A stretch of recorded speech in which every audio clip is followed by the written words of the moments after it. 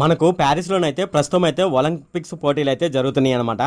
అయితే మనకు అంతర్జాతీయంగా చూసుకున్నట్లయితే మనకు అంతర్జాతీయ ఒలింపిక్స్ కమిటీ అనేది స్థాపించింది జూన్ 23వ తేదీ అనమాట. అయితే ఆ రోజుని ప్రతి సంవత్సరం అంతర్జాతీయ ఒలింపిక్స్ దినోత్సవంగా జరుపుకోవడం జరుగుతుంది. అంతర్జాతీయ ఒలింపిక్స్ దినోత్సవం ప్రపంచవ్యాప్తంగా ఎవరైతే క్రీడాకారులు ఉంటారో వాళ్ళ హృదయాల్లోనైతే ఆ రోజైతే ఒక ప్రత్యేక స్థానాన్ని అయితే సంపాదించుకోవడం జరిగింది. ఈ ఒలింపిక్స్ కోసం ప్రపంచవ్యాప్తంగా 4 ఏళ్ల పాటు కళ్ళు కాయలు కాసేలా క్రీడాకారులు అయితే ఎదురు చూస్తూ ఉంటారన్నమాట. ఎప్పుడు ఒలింపిక్స్ వస్తుందా, దాంట్లో పార్టిసిపేట్ చేద్దామని. అయితే ఇప్పుడు మనం ఈ వీడియోలో అసలు ప్రపంచంలో మొట్టమొదటిసారిగా ఒలింపిక్స్ అనేది ఎప్పుడు జరిగాయి, అప్పుడు ఒలింపిక్స్ జరిగినప్పుడు ఇప్పుడు ఉన్నటువంటి క్రీడలు అయితే అప్పుడు ఉండేవి కావన్నమాట. సో అప్పుడు ఏ ఏ క్రీడలు ఉండేవి, అలాగే వాటిలో ఏ ఏ దేశాలు పార్టిసిపేట్ చేయడం జరిగింది, అలాగే మొట్టమొదటిసారిగా ఒలింపిక్స్ జరిగినప్పుడు ఎటువంటి పథకాలను గెలుచుకోవడం జరిగింది అనే విషయాలు అయితే మనం ఈ వీడియోలో డిస్కస్ చేద్దాము. ఈ వీడియోలోకి వెళ్లే ముందు నాదొక రిక్వెస్ట్ ఫ్రెండ్, అదేంటంటే ఈ వీడియో కనుక మీకు నచ్చినట్లయితే ఇక్కడ క్రింద ఉన్న రెడ్ కలర్ సబ్స్క్రైబ్ బటన్ మీద అయితే ప్రెస్ చేయండి. ఇలా మీరు రెడ్ కలర్ సబ్స్క్రైబ్ బటన్ మీద ప్రెస్ చేయడం వల్ల నేను చేసిన ప్రతి ఇన్ఫర్మేషన్ వీడియో అనేది అందరికంటే ముందు అప్డేట్ రూపంలో మీ మొబైల్కి అయితే చేరిపోతుంది. ఇప్పుడు మనం వీడియోలోకి అయితే వెళ్ళిపోదాం. అంతర్జాతీయ ఒలింపిక్స్ దినోత్సవం అనేది జూన్ 23 అని చెప్పుకున్నాం కదా. అయితే ఈ జూన్ 23వ తేదీనే ఎందుకు అంతర్జాతీయ ఒలింపిక్స్ దినోత్సవంగా జరుపుకుంటారనేది ఇప్పుడు మనం చూద్దాము.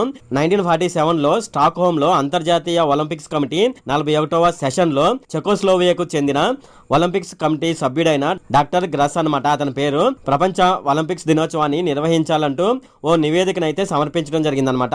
అయితే ఆ నివేదిక ప్రకారం 1948 జనవరిలో సెయింట్ మోరిట్జ్ లో జరిగిన 42వ ఒలింపిక్స్ కమిటీ సెషన్ సందర్భంగా ఆ నివేదికనైతే ఆమోదించడం జరిగిందనమాట. దాని ప్రకారం జూన్ 23వ తేదీ 1894లో పారిస్ లో అంతర్జాతీయ ఒలింపిక్స్ కమిటీని అయితే స్థాపించడం జరిగింది. ఆ కమిటీ ఏమని చెప్పిందంటే జూన్ 17వ తేదీ నుంచి 24వ తేదీ మధ్యలో ఏ తేదీనైనా సరే ఒలింపిక్స్ డేగా ప్రకటించాలని కమిటీ అయితే ప్రతిపాదించడం జరిగింది. దాని తర్వాత వాళ్ళు ఏం చేశారంటే జూన్ 23వ తేదీని మొట్టమొదటి ఒలింపిక్స్ దినోత్సవంగా జరుపుకోవడం జరిగిందనమాట. అప్పటి నుంచి ప్రతి సంవత్సరం జూన్ 23వ తేదీని ఒలింపిక్స్ డేగా జరుపుకోవడం జరుగుతుంది.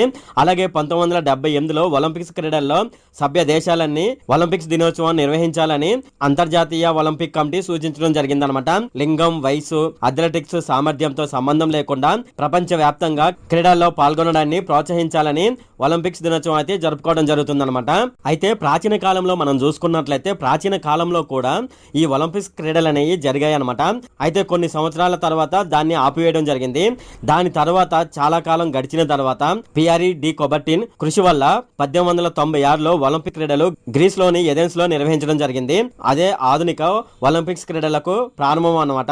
ప్రాచీన ఒలింపిక్స్ క్రీడలకు గుర్తుగా గ్రీస్ నగరంలో తొలి ఒలింపిక్ క్రీడలు అయితే నిర్వహించడం జరిగిందనమాట. అలాగే 1896లో ఏప్రిల్ 6వ తేదీ నుంచి ఏప్రిల్ 15వ తేదీ వరకు అయితే ఈ ఒలింపిక్ క్రీడలు అయితే అప్పటి కాలంలో ఘనంగా నిర్వహించడం జరిగింది. అయితే అప్పుడు ఒలింపిక్స్ క్రీడల్లో 14 దేశాలు 246 క్రీడాకారులు మాత్రమే పాల్గొనడం జరిగిందనమాట. అయితే అప్పటి కాలంలో ఒలింపిక్స్ లో ఆడిన ఆటలకు ప్రస్తుతం వాటికి ప్రాధాన్యత ఇవ్వడం జరుగుతుందన్నమాట. మొత్తం ఒలింపిక్స్ లో అప్పుడు 9 క్రీడలు జరిగాయి అనమాట. అయితే ఈ 9 క్రీడలకు 43 టీంలు అయితే పోటీ నిర్వహించడం జరిగింది. అయితే 9 క్రీడలకు 43 టీంలు పోటీలు జరగగా అమెరికా చూసుకున్నట్లయితే 11 స్వర్ణాలతో ప్రథమ స్థానంలో నిలబడడం జరిగిందనమాట. 1996లో ఒలింపిక్స్ ఎక్కడ జరిగాయి అంటే గ్రీస్ లో జరిగాయి అనమాట. ఈ గ్రీస్ దేశానికి 11 స్వర్ణాలతో రెండో స్థానంలో నిలవడం జరిగింది. యాక్చువల్ గా చెప్పాలంటే ఇక్కడ స్వర్ణ పతాకం అని ఇప్పుడైతే అంటాం కదా. సో అప్పుడైతే ఏమి ఇచ్చేవాళ్ళని మనం చూసుకున్నట్లయితే అప్పుడు ప్రథమ స్థానం పొందిన వారికి రజత పథకంతో కూడిన ఆలివ్ కొమ్మ అయితే ఇచ్చేవాళ్ళు అనమాట. అలాగే సెకండ్ ప్లేస్ లో ఎవరైతే వస్తారో వాళ్ళకైతే కాంస్య పథకం అలాగే ఆలివ్ కొమ్మ ప్రదానం చేసేవాళ్ళు అనమాట. అయితే 9 క్రీడలని మనం చెప్పుకున్నాం కదా. ఆ 9 క్రీడలు ఏంటని మనం చూసుకున్నట్లయితే athletics, cycling, gymnastic, shooting, swimming, weight lifting, wrestling, fencing, tennis అనమాట. ఇవి క్రీడలు అయితే అప్పుడైతే ఆడేవాళ్ళు అనమాట.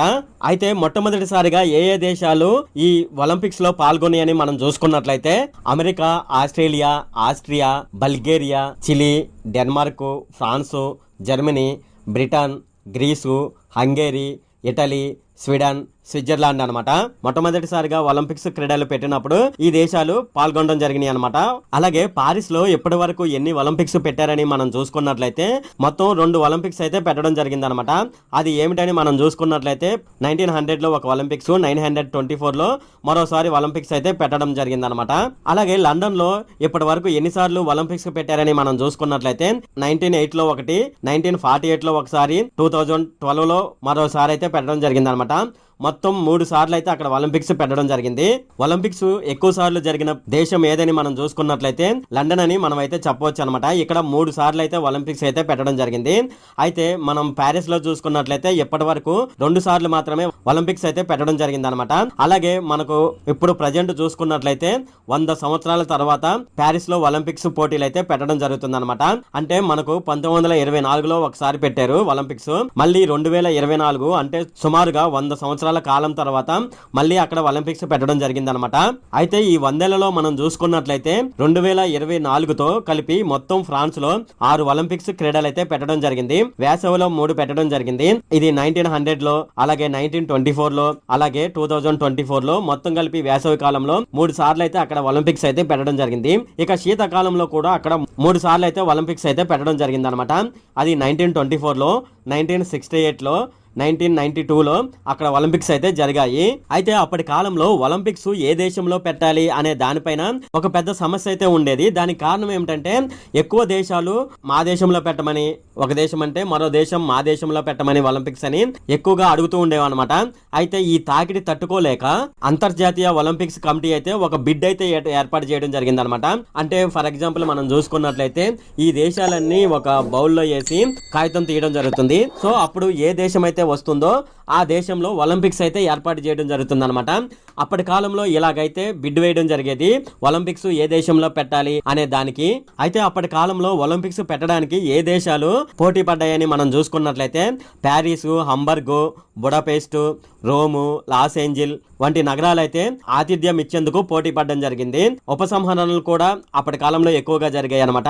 అంటే ఒకసారి మా దేశంలో ఒలింపిక్స్ పెట్టమని చెప్పిన వాళ్ళు దాన్ని ఉపసంహరించుకునే వాళ్ళు అనమాట. దానికి కారణం ఏమిటని మనం చూసుకున్నట్లయితే రాజకీయ నిర్ణయాలు అనేది ఆ కాలంలో సరిగ్గా ఉండేవి కావు.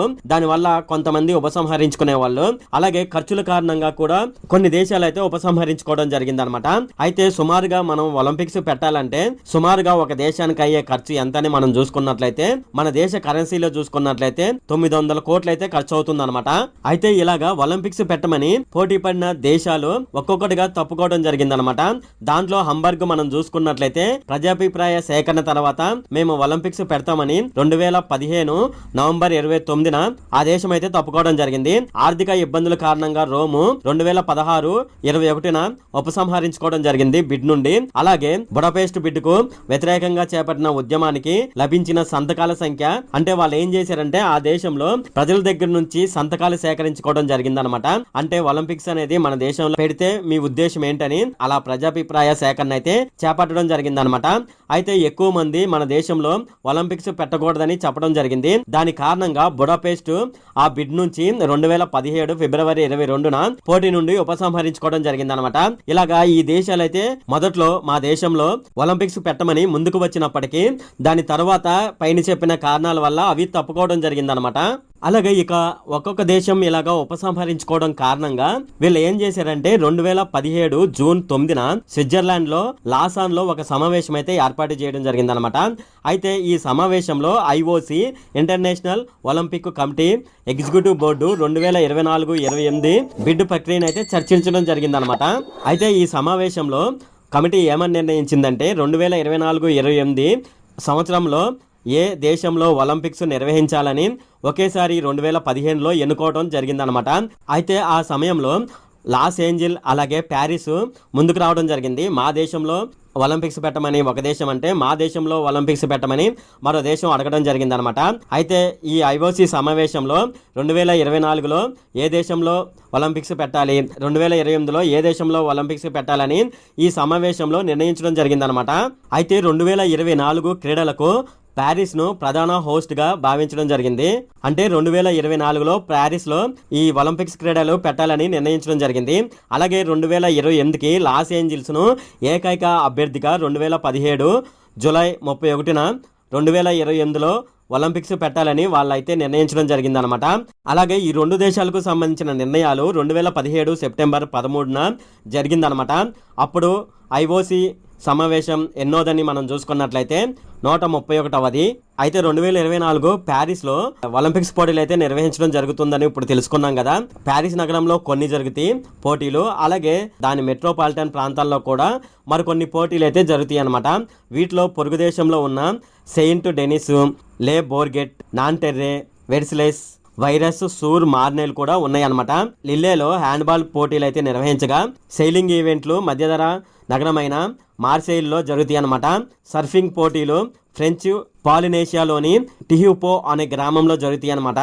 అలాగే ప్యారిస్తో పాటు పార్సెల్స్తో పాటు Marseille, Lyon, Saint Etienne, Bordeaux, Nantes అనే ఇతర 6 నగరాల్లో కూడా ఫుట్బాల్ పోటీలు అయితే నిర్వహించడం జరుగుతుందన్నమాట. అయితే ఇక్కడ మనం చూసుకున్నట్లయితే ఒలింపిక్స్ పోటీలు అనేది ప్యారిస్ లో జరుగుతాయి, కానీ అక్కడ ఎక్కువ ప్లేస్ లేకపోవడంతో మిగతా తన చుట్టుపక్కల ఉన్న మెట్రోపాలిటన్ ప్రాంతాల్లో కూడా ఈ పోటీలు అయితే నిర్వహించడం జరుగుతుందన్నమాట. అలాగే 2024 సమ్మర్ ఒలింపిక్స్ కు దేశీయ హక్కులు వార్నర్ బ్రదర్స్ కి అయితే ఇవ్వడం జరిగింది. అలాగే యూరో స్పోర్ట్స్ ద్వారా డిస్కవరీకి, అలాగే దేశం మొత్తం పబ్లిక్ బ్రాడ్కాస్ట్ చేయడానికి ఫ్రాన్స్ టెలివిజన్కు, అలాగే ఉచిత విమాన కవరేజ్తో ఉపలైసెన్స్లు అయితే ఇవ్వడం జరిగిందనమాట. అలాగే ఈ ఒలింపిక్స్లో ఒక స్పెషాలిటీ ఉంది. అదేమిటి అని మనం చూసుకున్నట్లయితే ఇప్పుడు బ్రేక్ డాన్స్ను కూడా ఒక ఆటగా తీసుకురావడం జరిగిందనమాట. అయితే దీన్ని తీసుకువచ్చింది ఐఓసి ప్రెసిడెంట్ థామస్ బ్యాచ్ అధ్యక్షతన ఒలింపిక్స్ క్రీడలు అనేవి జరుగుతున్నాయి కదా, అతను అయితే దీన్ని తీసుకురావడం జరిగింది.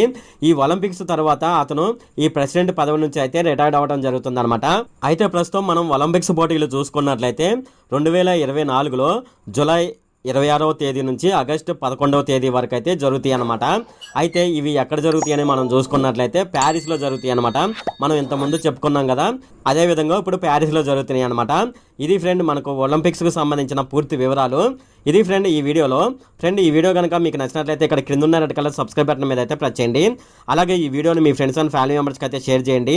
అలాగే ఈ వీడియో సంబంధించి ఏమైనా కామెంట్లు ఉన్నాయనుకోండి, నాకు తప్పనిసరిగా కామెంట్ సెక్షన్లో అయితే తెలియజేయండి. ఈ వీడియో అంతే friend. Okay, thank you friend.